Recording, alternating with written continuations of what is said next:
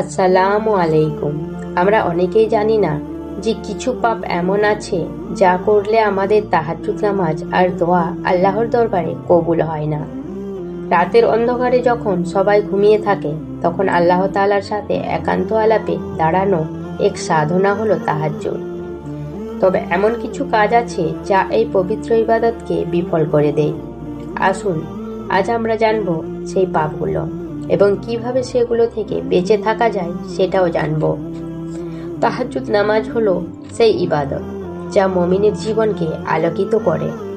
পবিত্র কোরআনে আল্লাহ বলেছেন, তোমার রব তোমাকে একান্ত আলাপে ডাকছেন। যখন তুমি সেজদায় থাকো, এটা আল্লাহর সাথে সম্পর্ক স্থাপনের সময় যদি কিছু পাপ আমাদের অন্তরকে কুলসিত করে দেয়, তাহাজ্জুদের সেই প্রভাব আর থেকে যায় না। আসুন সেই দুটি বড় পাপ সম্পর্কে জানি যা আমাদের ইবাদতকে প্রভাবিত করে। নম্বর 1, পরনিন্দা করা। যখন আমরা অন্যর পিছনে তাদের ত্রুটি নিয়ে কথা বলি তখন এটি আমাদের অন্তরকে কুলসিত করে। গীবত এমন এক পাপ যা কোরআনে এবং হাদিসে অত্যন্ত কঠোরভাবে নিষেধ করা হয়েছে। নম্বর 2, হারাম থেকে দূরে থাকা।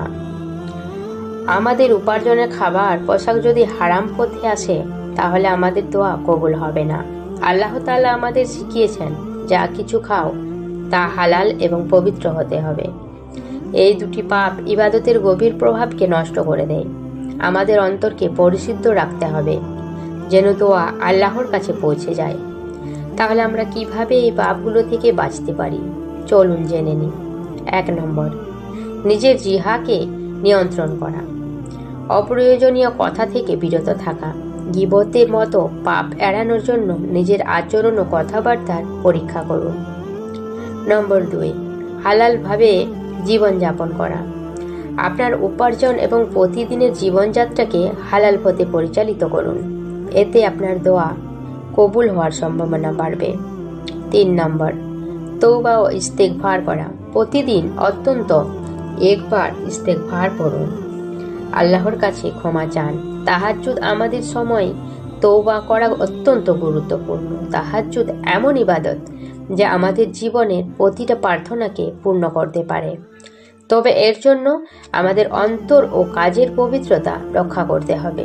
তাই আসুন আল্লাহর পথে চলি এবং তার রহমত লাভ করি।